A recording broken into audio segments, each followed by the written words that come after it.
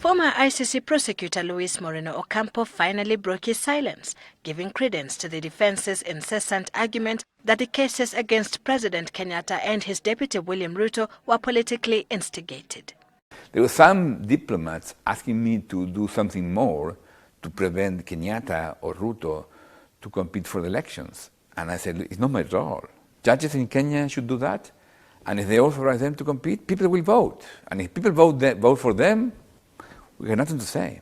During an interview, Ruto and journalist Joshua Sang's defense team said they would like Ocampo to state this for the record in court. In due course, I'm going to make an application that the former prosecutor, Ocampo, should also be invited to come and be a witness so he can explain the genesis of this case and we can put questions to him that we want to be put.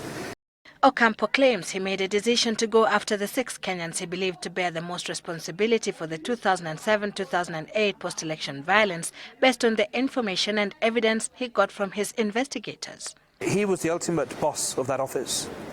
He was the person who directed everybody else.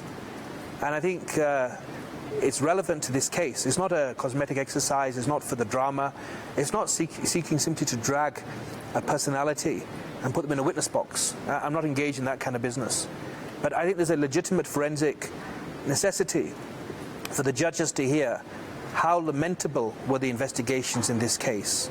Ocampo's account, according to the defense team, is very telling of how external forces shaped and perhaps continue to shape the Kenyan cases before the ICC. If they had the audacity, if they had the temerity to put pressure on the prosecutor of the ICC, imagine the plight of a normal Kenyan when they are subjected to that kind of pressure from outside agencies. Will they buckle? Will they give in?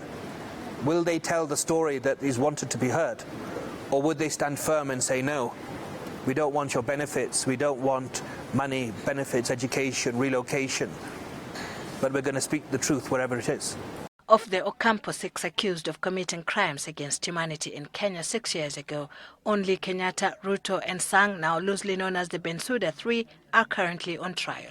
This, according to the defense teams, is a vindication of their position that the prosecution conducted shoddy investigations, coached witnesses and played ball with foreign agencies which had vested interests in Kenya's politics.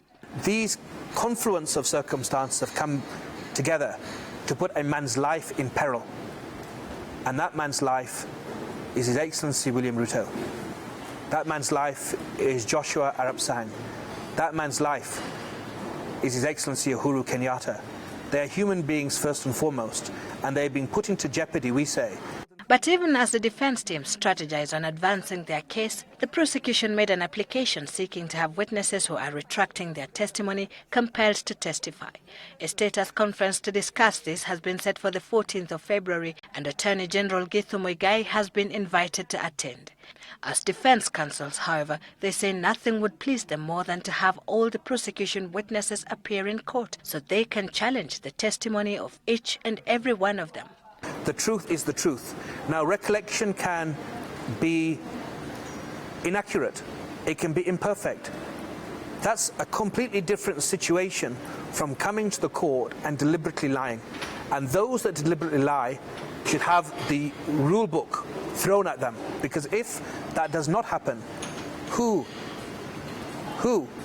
which Kenyan, which African, which person in the international community could have confidence in the International Criminal Court or the proper administration of justice?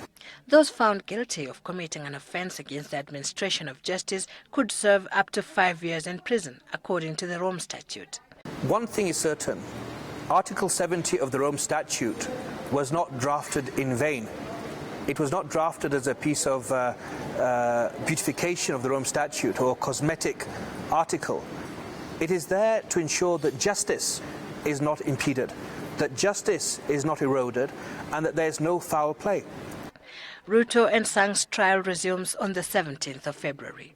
Sylvia Chabet, Citizen Live at 9.